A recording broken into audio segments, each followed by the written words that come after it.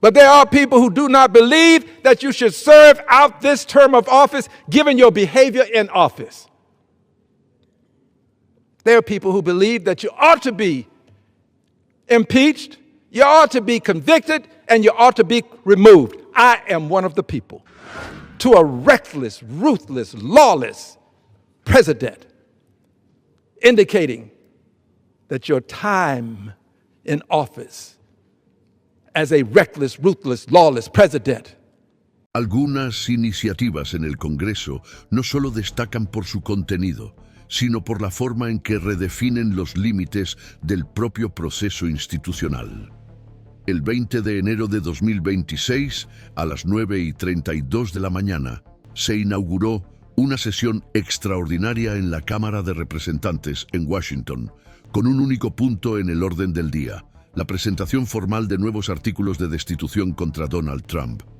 La convocatoria, realizada bajo la justificación de excepcionalidad institucional, reunió en el Pleno a 147 parlamentarios firmantes, entre ellos 31 republicanos, que presentaron un documento de 134 páginas acusando al presidente de obstrucción a la justicia, intimidación de testigos y conspiración para defraudar a los Estados Unidos. Esta fue la tercera vez que el Congreso actuó en este sentido, pero la primera en la que los hechos descritos trascienden la condición de registro histórico y se entrelazan con acontecimientos jurídicos aún en curso y con una candidatura activa a la presidencia.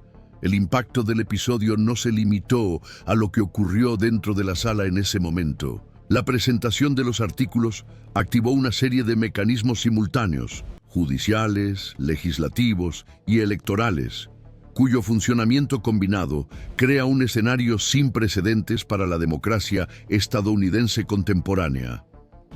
El conjunto de factores que llevó a la convocatoria de esta sesión extraordinaria comenzó a formarse en las semanas anteriores, con el rechazo definitivo por parte de la Corte Suprema de las alegaciones de inmunidad presidencial presentadas por Trump en diferentes procesos. Este rechazo fue acompañado por decisiones de tribunales federales que reconocieron conductas obstructivas, sanciones disciplinarias aplicadas al equipo jurídico de Trump y la activación en el Senado de resoluciones de inhabilitación constitucional. La maniobra en la Cámara se produce, por lo tanto, en respuesta a una acumulación de acontecimientos que han presionado los límites operativos entre las funciones investigadoras del Poder Judicial, los dispositivos constitucionales del Poder Legislativo y la temporalidad de la disputa electoral.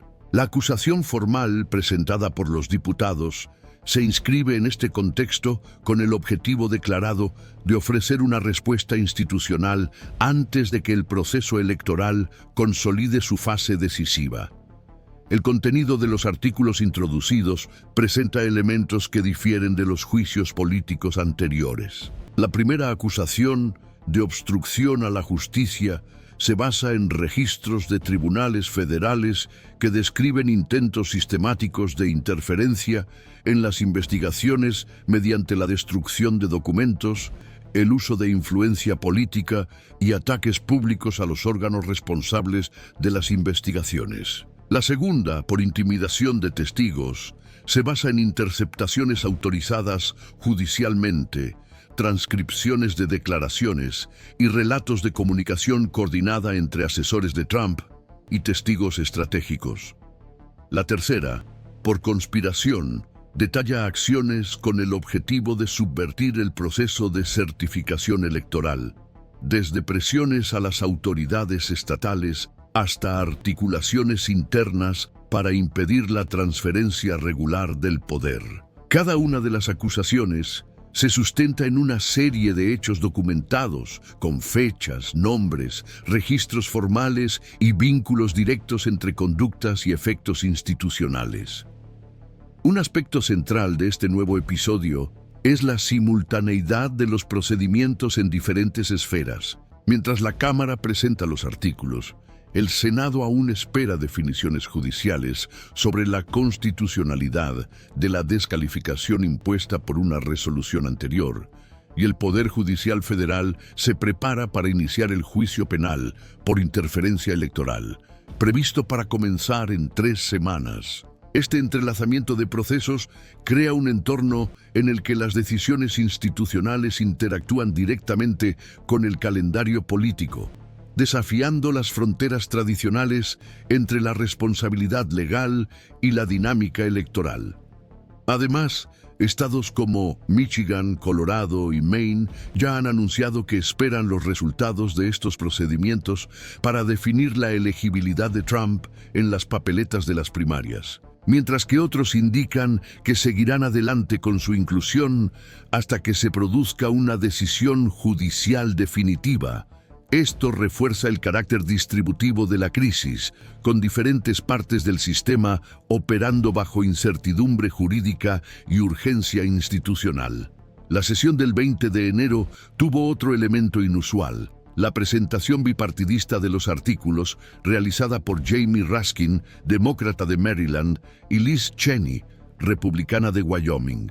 Esta composición buscó dar a la acción una dimensión institucional más amplia, no como una ruptura con el sistema, sino como un intento de rearticularlo ante un conjunto de acontecimientos considerados críticos. Cheney, que ya había perdido espacio en la dirección republicana tras su actuación en la Comisión de Investigación de los acontecimientos del 6 de enero, optó por recuperar protagonismo con un discurso en el que asoció la defensa de la Constitución a un imperativo histórico que trasciende las preferencias partidistas. Raskin, por su parte, destacó que el contenido de las acusaciones se basa no solo en interpretaciones políticas, sino en registros formales validados por tribunales federales a lo largo de los últimos 18 meses. El procedimiento adoptado por la Cámara prevé que la Comisión de Justicia inicie las audiencias en un plazo de 7 días, con una duración inicial prevista de 10 sesiones. La defensa de Trump fue invitada formalmente a participar, con derecho a presentar pruebas, convocar testigos, impugnar pruebas y realizar declaraciones de apertura y cierre. Las garantías procesales establecidas fueron diseñadas para soportar una eventual revisión judicial y tienen por objeto evitar acusaciones de restricción de la defensa o de persecución institucional. El calendario estipula que, si la comisión recomienda continuar, la votación en el Pleno podría tener lugar entre finales de marzo y principios de abril. Si se aprueba, el proceso se remitirá al Senado, que deberá llevar a cabo el juicio político, con la posibilidad de descalificación por mayoría simple tras una eventual condena por 2/3. Al seguir episodios como este, el canal busca ofrecer no solo información actualizada, sino también un contexto estructurado y un análisis continuo de las dinámicas institucionales que dan forma al rumbo del sistema democrático. Mantener este seguimiento permite observar los puntos de inflexión que a menudo pasan desapercibidos en medio del volumen de acontecimientos. A partir de ese momento, los acontecimientos exigen considerar no solo los términos de la nueva solicitud de destitución, sino también la forma en que encaja y tensiona la arquitectura institucional vigente. La introducción de artículos contra un presidente que disputa activamente la reelección al cargo desafía los límites constitucionales que aún no han sido probados con suficiente profundidad en los tribunales superiores. Existen fundamentos doctrinales que sostienen la legitimidad del procedimiento basándose en la función de inhabilitación futura, prevista expresamente en la Constitución, pero también hay interpretaciones que ven en la ausencia de un mandato vigente una limitación implícita a la aplicabilidad del juicio político. La jurisprudencia que orienta a este punto aún es escasa. La decisión del Senado en 2021 de juzgar a Trump incluso después de la finalización de su mandato creó un precedente funcional, pero no eliminó las dudas jurídicas.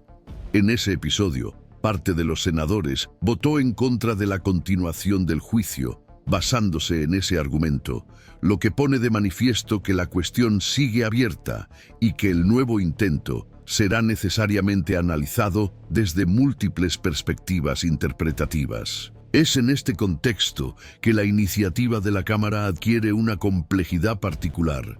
No solo revive un instrumento constitucional en una situación atípica, sino que lo hace en un momento en que se están activando simultáneamente otras vías de responsabilización.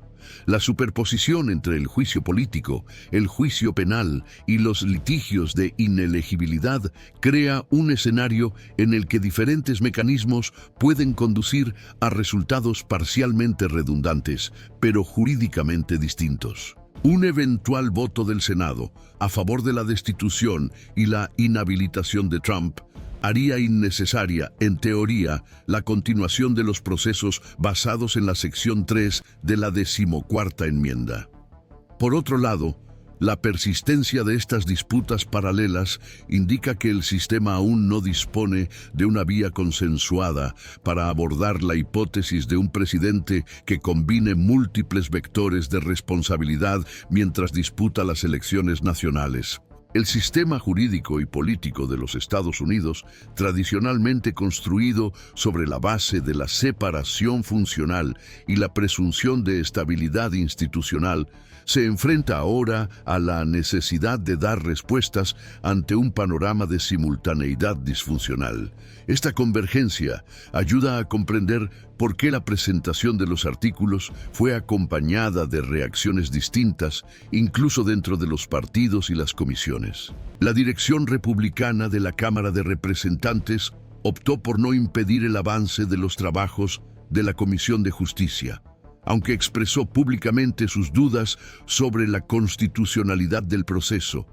En el Senado, la señal de Chuck Schumer de que habrá juicio si la Cámara aprueba el impeachment indica una disposición institucional de llevar el tema al examen formal de la máxima instancia del poder legislativo, independientemente del cargo actual del acusado. Esta decisión tiene implicaciones relevantes para la doctrina constitucional, ya que refuerza la idea de que el juicio político no se limita al ejercicio actual del poder, sino que puede activarse para impedir que personas cuya conducta se considere incompatible con los principios del cargo vuelvan a ocupar cargos públicos.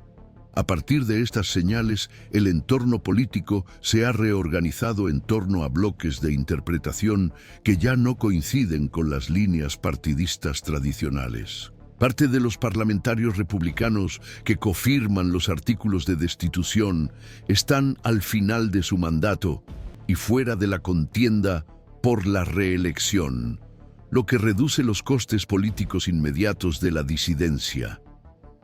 Otros representan distritos en los que Trump se enfrenta a una resistencia significativa del electorado local, pero también hay quienes, incluso dentro de las bases conservadoras, han optado por apoyar la medida al considerar que el conjunto de pruebas acumuladas en los últimos meses alcanza un umbral institucional que exige una respuesta del Congreso. Esta diversidad de motivaciones conforma un escenario en el que las alianzas se forman más por la evaluación del riesgo sistémico que por la lealtad partidista. La Comisión de Justicia, por su parte, ha estructurado su calendario de audiencias basándose en la necesidad de equilibrar la celeridad y la solidez procesal. Se han previsto sesiones con expertos en derecho constitucional, juristas que han participado en procesos de destitución anteriores, testigos cuyos testimonios se han incluido en el expediente y representantes de la defensa de Trump. La formalización de la invitación a la defensa incluyó el derecho a presentar pruebas documentales, a convocar testigos y a manifestarse oralmente en todos los momentos del proceso. Esta estructura responde a críticas anteriores sobre la limitación de la participación de la parte acusada y tiene por objeto garantizar que, independientemente del resultado, el procedimiento no sea cuestionado por vicios formales. El comité también adoptó una regla específica de deliberación. Al final de las sesiones, se elaborará un informe con el voto de la mayoría y la manifestación de la minoría, que se remitirá al Pleno con una recomendación favorable o contraria a la continuación del asunto. El contenido probatorio adjunto a los artículos contiene, además de los documentos judiciales ya mencionados, dictámenes técnicos elaborados por analistas legislativos, transcripciones de audiencias públicas y privadas, extractos de decisiones que señalan conductas reiteradas de presión indebida sobre testigos e intentos de interferencia directa en procedimientos de investigación. Parte de los elementos se obtuvo gracias a la colaboración de antiguos asesores de Trump que firmaron acuerdos con la Fiscalía Federal, lo que confiere a los informes un peso jurídico adicional. Estos datos se organizaron en orden cronológico, comenzando con los acontecimientos de noviembre de 2020 y extendiéndose hasta los primeros días de enero de este año.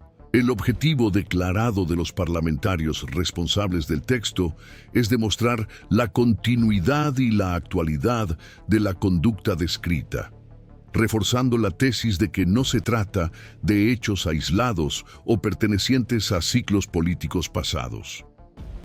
Al ofrecer un análisis en profundidad, el canal reafirma su compromiso con una cobertura que prioriza el seguimiento contextualizado y la comprensión progresiva de los movimientos institucionales.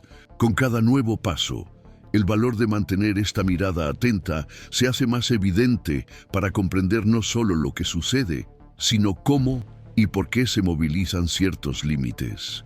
Existen opiniones divergentes sobre el verdadero alcance jurídico e institucional del movimiento iniciado en la Cámara. Para una parte importante de los constitucionalistas, el procedimiento en curso no debe interpretarse como una simple repetición de episodios anteriores, sino como una respuesta adaptativa a una situación inusual.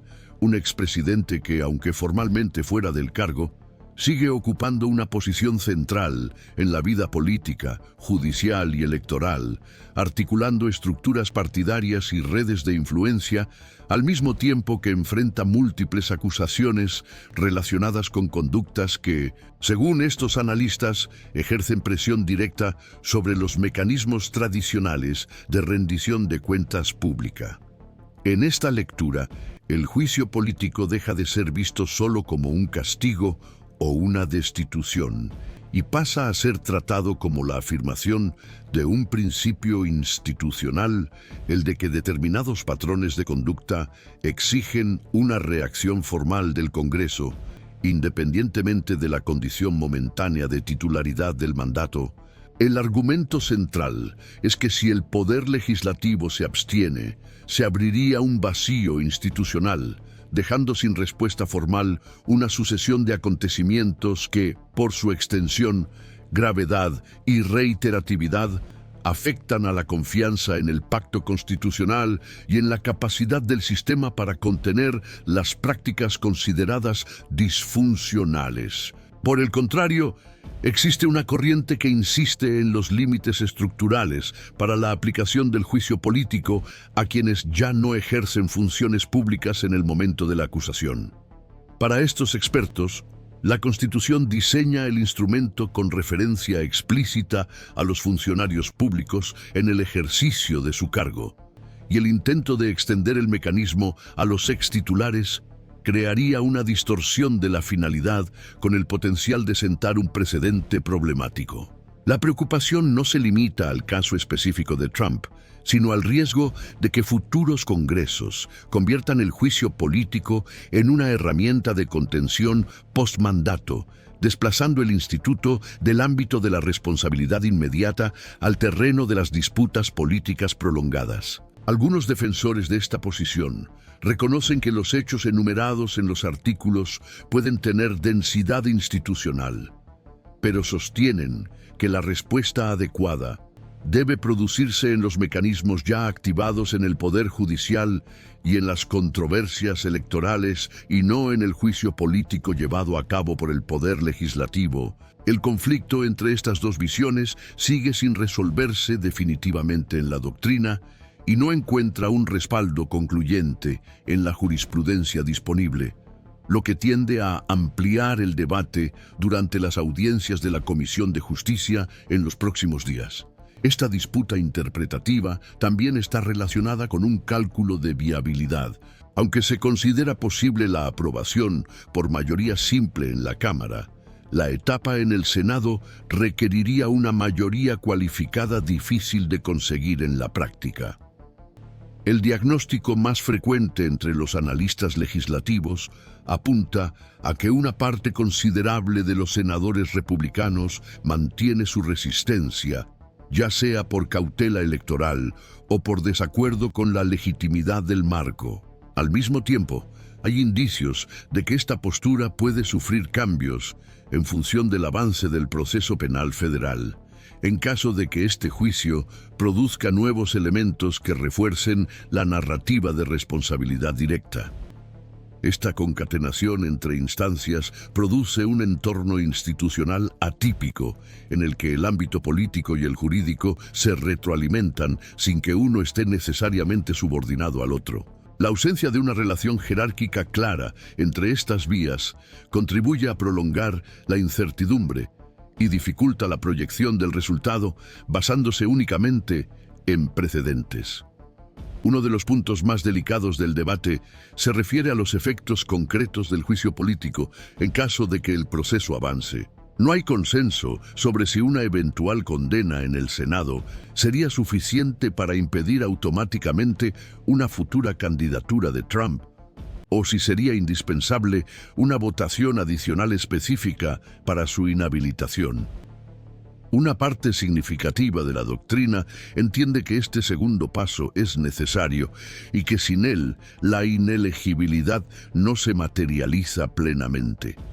Otra línea argumenta que la propia condena satisface el requisito constitucional para impedir el regreso al cargo. Esta ambigüedad operativa refuerza la percepción de que el sistema se está viendo obligado a operar en un ámbito poco probado, con una tradición interpretativa limitada y un alto potencial de judicialización posterior, ya que cualquier decisión relevante puede ser impugnada en los tribunales, especialmente en un contexto electoral. Lo que está en juego en este sentido no es solo el destino político de un individuo, sino la capacidad de los instrumentos de contención institucional para mantener la coherencia y la previsibilidad cuando se aplican bajo una presión acumulativa.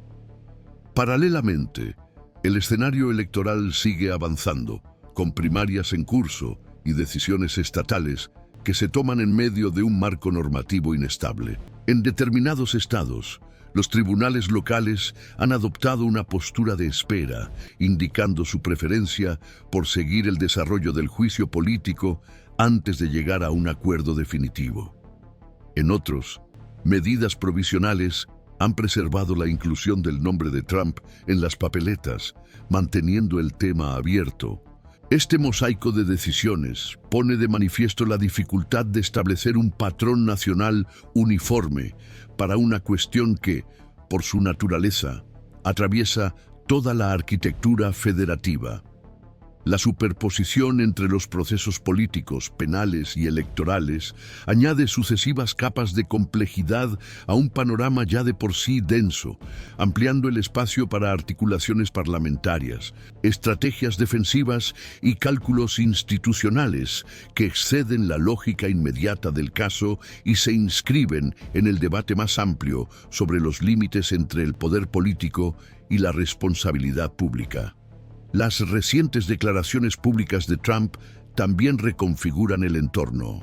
En sus manifestaciones, enmarcó el nuevo juicio político como un intento de interferir en el proceso electoral mediante instrumentos institucionales, retomando la retórica de la persecución política que sustenta una parte central de su estrategia de comunicación. Sectores de su base interpretan el procedimiento como una confirmación de que él sigue representando un elemento disruptivo para las estructuras establecidas, mientras que sus adversarios evalúan la reacción como un intento de movilización basado en la victimización y la cohesión identitaria. Independientemente del marco, el impacto inmediato es la intensificación de la polarización y el desplazamiento del debate público hacia una zona sensible, la frontera entre el uso legítimo de los mecanismos institucionales y la instrumentalización retórica con fines de movilización.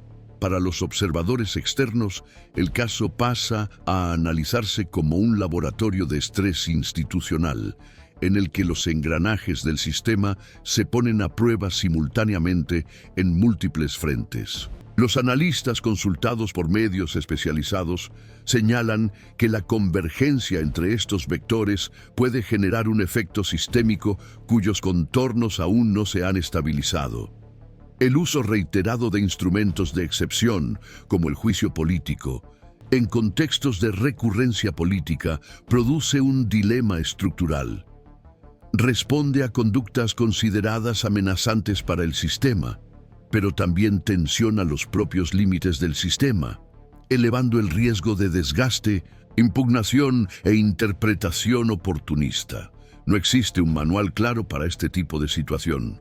La forma en que el Congreso, el Poder Judicial y el electorado administren este entrelazamiento podría redefinir los parámetros del presidencialismo estadounidense durante años. Por ahora, lo que se observa es una secuencia en la que cada movimiento desencadena reacciones inmediatas, reposicionamientos estratégicos y nuevos cuestionamientos jurídicos, lo que repercute en la percepción pública de la legitimidad y la capacidad de las instituciones para sostener decisiones en un entorno políticamente saturado. El canal sigue acompañando los acontecimientos con atención constante, ofreciendo una lectura analítica de las disputas y los mecanismos institucionales activados en un escenario que aún no cuenta con precedentes claros y universalmente aceptados.